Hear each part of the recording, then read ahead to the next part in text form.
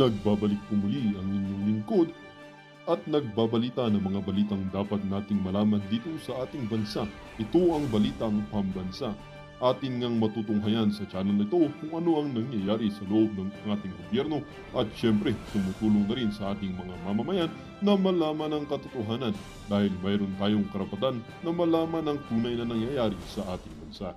Ngunit bago natin panoorin ang balita, huwag niyo pong kakalimutan na mag-subscribe sa ating channel at pindutin ang notification bell para lagi kang maging updated sa ating mga bagong videos na ina-upload araw-araw. At sa ating mga solid viewers naman dyan ay maraming salamat naman po sa walang sawang pagsuporta. At syempre, huwag din pong kakalimutan mag-iwan ng like at i-share ang ating mga videos. At kung mayroon ka naman pang opinion, ang ating comment section ay bukas para sa inyong mga hinaing. Ito na nga mga kaibigan, ating panoorin ang buong video. Salamat po muli and God bless!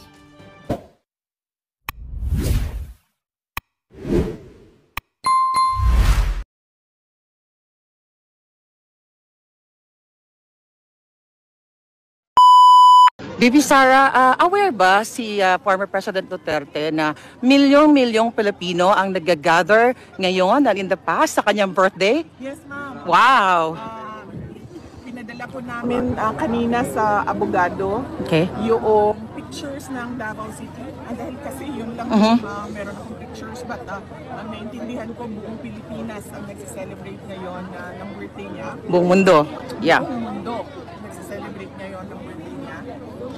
Ang pinadala ko sa abogado and sabi ng abogado, there is a system doon sa loob na ina-upload yan sa laptop ng detainee at nakikita niya doon ang mga letters, ang mga photos, ang mga videos na pinapadala ng mga family members and I think allowed din ang mga ganun, mga footage ng supporters.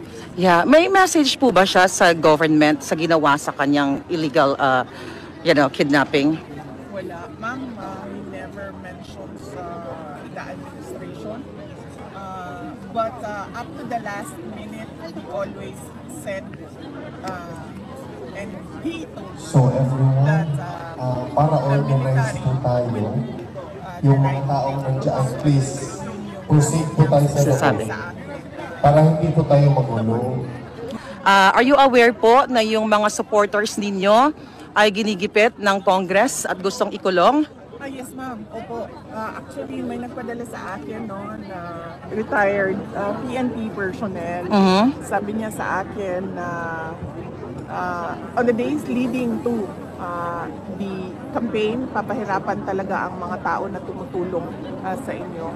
Kaya sabi niya, sabihan mo yung mga kaibigan ninyo at mga supporters ninyo na kung ano man yung mga kailangan nila i-comply sa mga government offices, BIR, Bureau of Customs, DFA, lahat ng mga merong negosyo na kailangan may compliance, ay i-comply nila because ang sabi ay papahirapan, kung hindi man papahirapan ay isasara talaga ang talagang business. Pero right now po yung mga vloggers or content creators talaga na sumusuporta sa inyo ay talagang tina-target sila. Yes, ma'am. Isa din yan sa ginagawa ko sa mga kaibigan, mga supporters at mga kababayan natin. Ang nakita ko lang dyan, ma'am, noong sinimulan yung hearing, no? About vloggers at kung ano ang limitations ng isang tao sa freedom of speech ay ang dami pong vloggers na lumabas na naglabas ng hindi talaga totoo na bagay sa atin. Yeah. Katulad noong basketball player.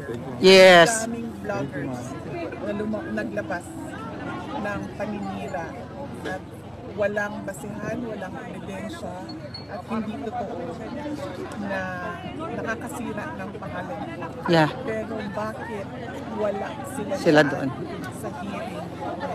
Yeah. So bakit ang mga pinapatawag ay mga vloggers na sumusuporta sa opisina ko, sa akin, sa Vice President, wala man lang isang vlogger na tinawag para pasagutin kung bakit mo binastos yung pagkatao. Yeah. Pipi Sara, panghuli na lang kasi isa ako sa mga tina-target no ng Marcos administration at sinasabi nila na ako ay fake news. Gusto ko lang po bigyan ng diin sa inyo, samantahan ko na yung pagkakataon. Isa sa in-expose ko yung pag-kidnap sa 2 minor age ng isang kababayan natin. Nandito siya ngayon, si Mishina Makapinig. Gusto ko lang sabihin sa harap ng mga tao kasama ng mga media na hindi po fake news yon dahil yung biktima mismo ay nandito. At na-interview na rin po natin na isa siya bago ang Pangulong Duterte actually na kidnap, yun yung nakikita naman ng tao, ay siya muna, yung 2 minor de edad niya. And I hope yung ating mga kaibigan sa media ay sana naman pag-usapan yung gano'n kasi issue yan ng Pilipino, ang kidnapping. Totoo yan, ma'am. Yeah. It is actually an item inside the armed forces of the Philippines. Yes, It is there is a record inside true. the AFP, but somehow nobody seems to exact accountability and transparency for what happened to the children and to that kidnapping of minors in Turkey, which was led by officials inside the Philippine government. Yes. Natin. Kaya yung mga maliliit na bagay na hindi nila na wag dyan kayo mag-film at mag-videotape ay sundin natin. Ang susunod po ay mensahe galing kay Pangulong Rodrigo Duterte. Sinabi niya ito sa abogado kahapon at sinabihan niya ang abogado dahil hindi ko makikita si Inday Sara bukas dahil ang nakaschedule bukas ay ang aking kapatid si Veronica at si Shelito, ang kanyang mama. Sabihin ko sa lahat ng mga supporters ni Pangulong Rodrigo Duterte at sa lahat ng mga abogado na kaibigan niya to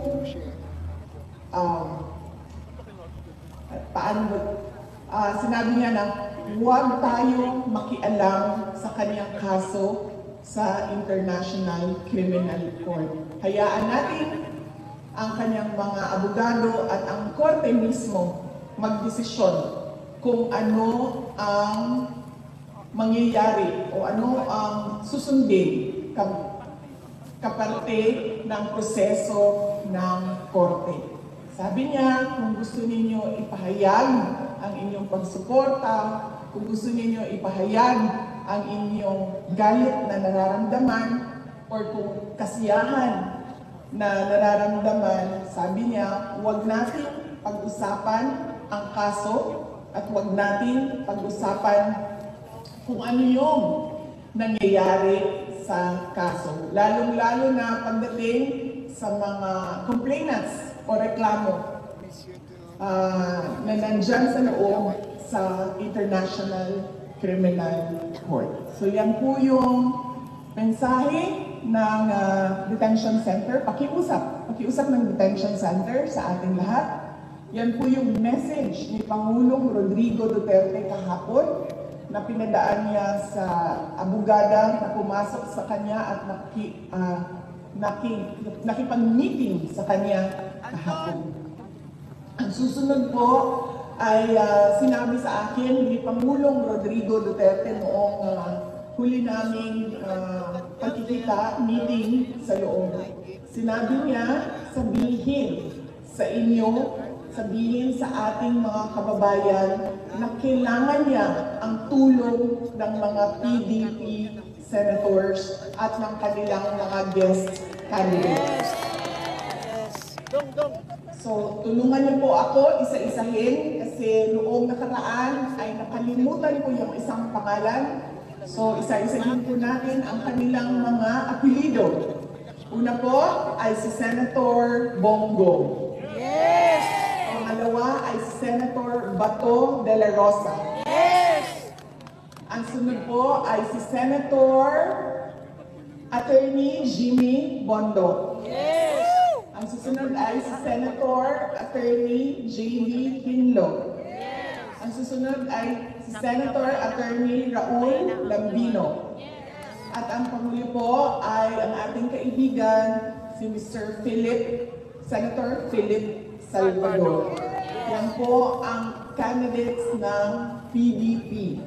At ang kanilang mga guest candidates ay una-una si Senator Attorney Rodante Marcoleta, si Senator Attorney Vic Rodriguez,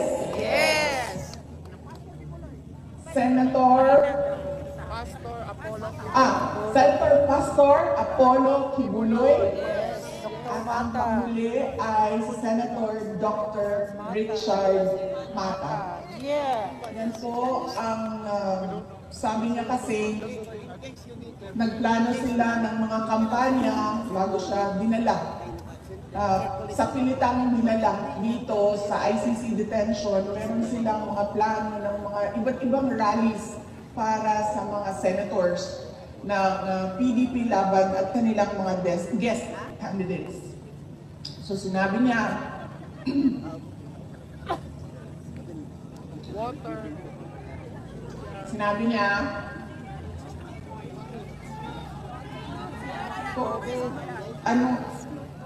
ma'am, para si PRD Coke Zero yon, ako Pepsi Max.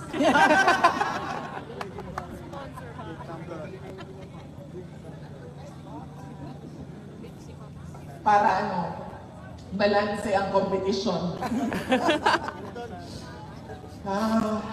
Yes, at sinabi niya, hindi na niya magawang mangampanya niya tumayo sa stage doon sa Pilipinas at sabihan ang mga supporters kung bakit kailangan natin iboto yung 10 diretsyo at wala ng ibang kandidato na iboto. Kaya sabi niya, ipaabot sa inyo, kailangan niya ang tulong ng mga PDP senators at ng mga guest candidates ng PDP laban. Ang sunod po ay, actually nakalimutan ko kanina, dapat ang opening natin ay pagpapasalamat sa Diyos sa magandang araw na ito. Walang init, walang ulan, sakto lang ang lamig. At nabiyayaan tayo ng pagpahintulot o permission na magsama-sama sa araw na ito. Kanina, habang naglalakad kami, ay narinig ko yung kanta na The Greatest Love of All. Sabi nung kasama ko, sabi niya, maghanda ka ng kanta mo kasi papakantahin ka niya nila. Sabi ko, wala talaga akong makontribute sa kanta ngayong araw na ito. Maliban sa happy birthday song na nagawa na natin kanina o hindi pa. Gawin natin ngayon. Papunta na tayo doon. Maliban sa happy birthday song. So, yun po ang message ni Pangulong Duterte sa politika ng ating bayan. At sinabi niya na bantayan natin ang ating boto. Dahil ang mga tao na desperado ay kung ano-anong pandaraya ang naiisip para lang manalo sila. Kaya kailangan daw ay bantayan natin ang ating boto at paniguraduhin natin na tama ang pagkabilang ng mga boto ng ating mga senators. So yan po ang message niya sa politika. Ang message ko naman sa kanyang birthday ay pinost namin doon sa aking social media account sa Facebook. At sinabi ko doon, my warmest wishes for former President Rodrigo Duterte. My warmest birthday wishes for former President Rodrigo Duterte. And I thank him for emphasizing the value of education sa akin. And I thank him as well for teaching me resilience and courage through his exigence. Si PRD kasi very demanding siya as a person, which is good. Kasi isa yan sa kailangan ng isang leader. Isa yan sa quality na kailangan ng isang leader to make things happen. You have to be very exacting and very demanding, especially sa mga tao na katrabaho mo o kailangan gumalaw para sa trabaho niyo. And that was his way as well sa amin noong kami ay lumalaki. At nagpapasalamat ako doon dahil natuto ako na maging resilient and brave dahil sa kanyang pagpapalaki sa amin. In fact, noong isang beses na magkausap kami sa loob, sabi niya sa akin, alam ko, pag-usapan namin ang pagbisita ng aking mga kapatid. At sinabi niya sa akin, sabihan mo sila bago sila pumasok dito, huwag silang umiyak. So yun ang mensahe niya sa kanila at sinabi ko din sa mga kapatid ko na ubusin niyo yung luha ninyo sa loob ng banyo. Pagpasok ninyo doon, huwag kayong umiyak. Dahil ayaw niya na nakikita ang, well sa amin, ayaw niya na nakikita na umiiyak kami. In fact, noong gathering natin, noong 23, noong nakaraang Sunday, sinabi ko din yan sa inyo na isang beses tumawag ako sa kanya, umiiyak ako. Tapos tinatanong lang niya, nasaan ka? Nakidnap ka ba? Tapos iyak pa rin ako ng iyak, hindi ako makapagsalita. Sabi niya, buntis ka ba? And then sinabi ko lang, nahihirapan ako sa aking pag-aaral. And then sabi niya sa akin, bakit ka umiiyak? Mag-aral ka, bumalik ka sa mga libro mo, mag-aral ka. Ganun siya na klase na parent, no? Ang mga bagay na iniiyakan lang ay kung nakidnap ka or nabuntis ka na wala sa panahon. So yun ang pinagpapasalamat ko sa kanya ngayong araw ng kanyang kaarawan. And syempre, napaabot ko yung pagpapasalamat sa ating mga kababayan sa iba't ibang panig ng mundo sa pagpapakita nila ng suporta sa ating Pangulong Rodrigo Duterte. Idasal natin ngayong araw na ito na sana ay ibalik na siya doon sa Davao City, sa Pilipinas, dahil inaantay na siya doon ng mga Davaoenyo dahil siya ay meron pang term o darating pa yung term niya na magiging mayor pa siya ng Davao City. At syempre, idasal natin na siya ay bigyan ng lakas ng loob na harapin lahat ng kanyang problema sa paglalaba, pagluluto, at paglinis ng kwarto niya dyan sa loob ng ICC Detention Center. Dahil nasanay kasi siya na merong girlfriend o merong ka-live-in na nag-aalaga sa kanyang pagkain, paglilinis ng bahay, at paglalaba. So hindi ko lang alam ngayon, dahil ilang araw na rin kami hindi nagkausap, kung natuto na ba siya maglaba. Kasi sinabihan ko siya na kailangan mo talaga matutong maglaba kung hindi pa balik-balik yung kanyang, pagbalik-balik yung damit mo. Sa SIP. Hindi mo siya malinis. So sana ay, yun nga, pagdasal natin na malampasan niya ang hamon ng paglalaba, pagluluto at paglilinis. At sana ay, dasal din natin na sana ay kunin na niya yung kanyang right na maglakad sa loob, sa labas ng building, doon sa kanilang park. Meron silang park sa loob.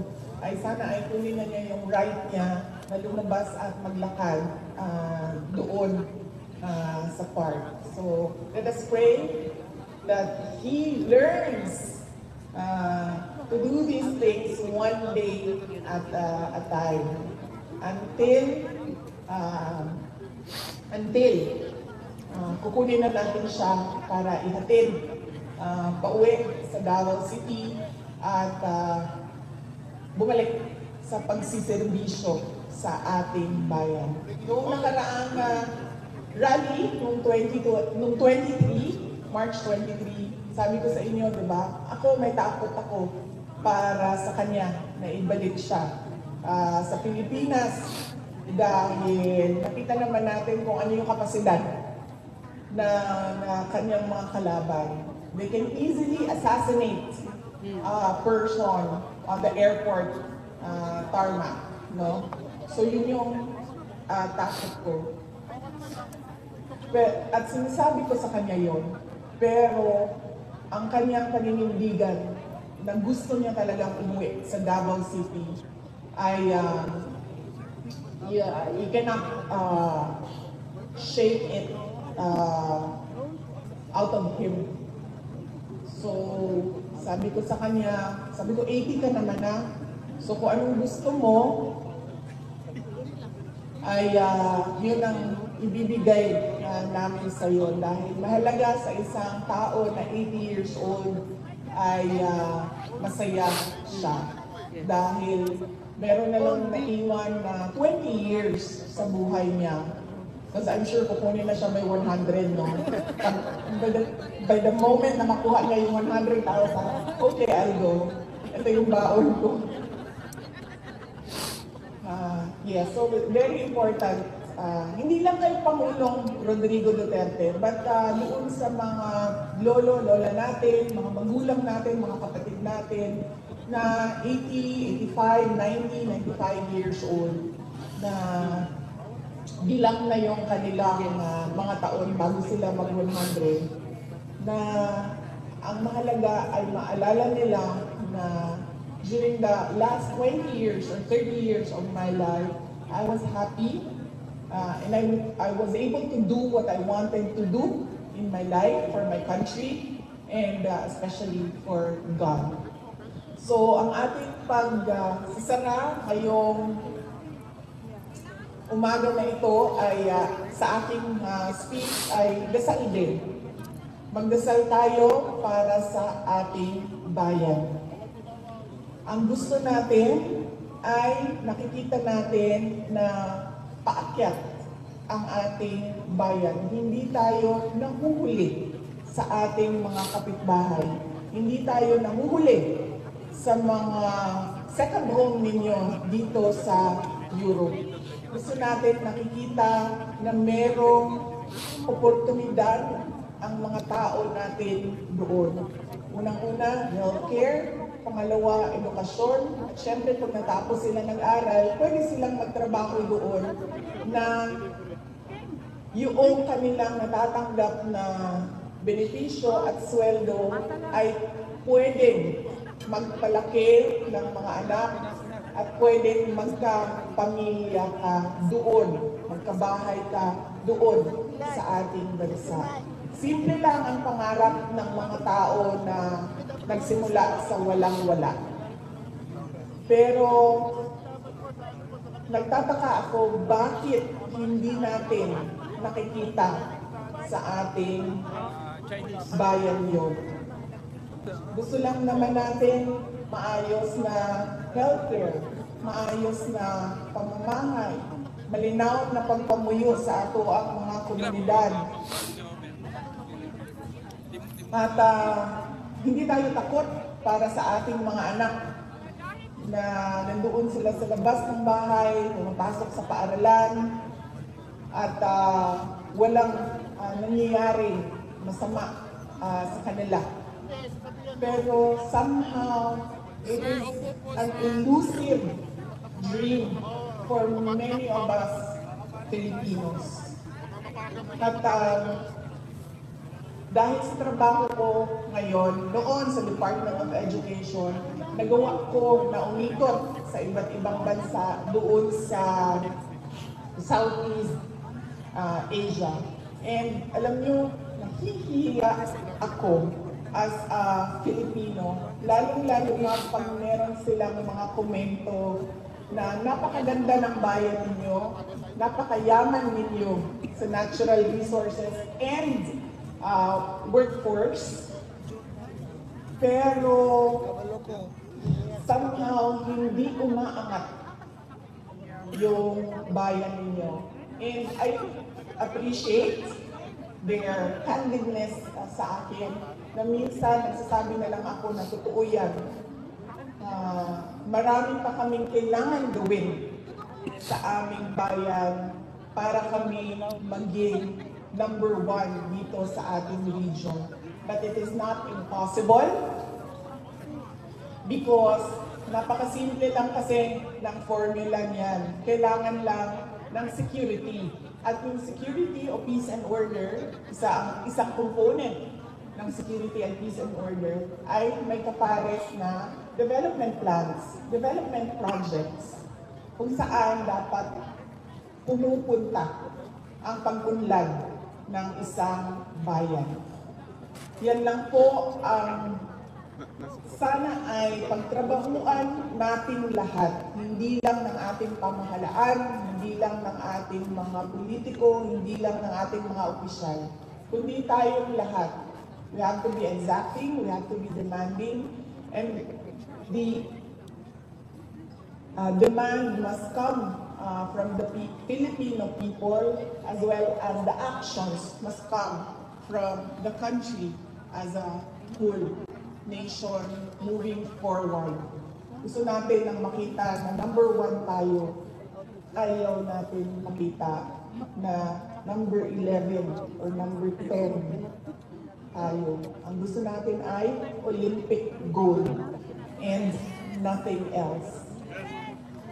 So yan ang dasal natin para sa ating bayan. Pagod na tayo na, alam nyo, 40... alam nyo, 20 plus years old na ako. Muntik ako magkamali doon, mama. 20 plus years old na ako. And sa 20 years ko sa Pilipinas, parang pare-pareho lang simula noon. Madami lang ng tao, actually. Sa amin sa Davao City, pareho lang siya. Merong konti, mabagal yung progress natin. Hindi siya yung gusto natin na big and fast, mabilis, nandiyan kaagad. Mabagal siya. Dahil sa 20 years, meron kami nakita na progress sa Davao City. Not as fast as I want it to be. And nakikita ko dumadami na yung tao. Kasi noong ako ay 10 years old, kilala pa namin ang isa't isa, mga pamilya sa Davao City magkakilala. Ngayon, hindi mo na makilala dahil sa sobrang dami ng tao sa Davao City. And I'm sure ganun din sa iba. Because we come from Mindanao and we're always last. So I'm sure sa ibang lugar, ganyan din. Kung ano yung nakita ninyo noong kayo ay 10 years old, malamang meron lang kayong nakitang improvement konti at dumami lang yung tao. So, sobrang dami siguro. Tinago. Huwag niyo namang itago. Ayan yung libro. Tingnan niya. Yan na libro, ma'am. Para magsilat sila lahat, ibibigay po namin sa iyo mamaya.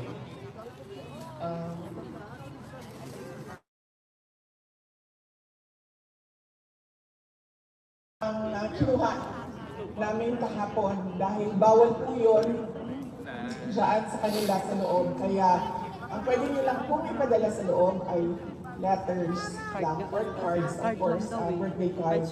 Pero hindi kayo pwede magpadala ng gamit. Yan po ang reminder ng ICC detention. Nasa akin po yung mga sulat, nasa akin po yung mga gamit. Kasalukuyan po siyang iniinventaryo namin para po masabi namin sa inyo ilang chocolates po yung natanggap, ilang cookies yung natanggap, ilang t-shirt, ilang may brief pa po yung natanggap. Meron po nandun sa amin, meron pa pong medyas at iba't iba pang mga gamit, no? Napag-usapan namin noong mga kasamahan ko habang kami ay nag-inventaryo dahil sobrang dami ng tsokolate na alam naman natin diabetic si Pangulong Duterte. Nakikita mo doon sa inventory yung best of Europe na chocolates. Sabi ko sa mga kasamahan ko, tignan natin ito isa-isa para masabi natin anong bansa ba talaga dito sa Europe ang pinakamasarap ang tsokolate. But more than that, dahil sobrang dami talaga niya, ay napag-usapan namin, nadadalhin namin siya doon sa Davao City, sa House of Hope. Ito yung children with cancer na laging pinupuntahan ni Pangulong Rodrigo Duterte. Ito yung parang mga bata na lagi niyang kinakausap, binibisita at nagpa-party sila doon sa mga bata na may cancer. So yun ang napag-usapan namin. Dalhin na lang namin at ihatid namin doon at i-update lang namin kayo na na-deliver na namin sa House of Hope yung mga tsokolate na pinadala ninyo at hindi din naman pwedeng ipasok sa loob ng detention center. So, yes, maraming salamat sa mga letters, cards, and mga gamit para kay Pangulong Rodrigo Duterte.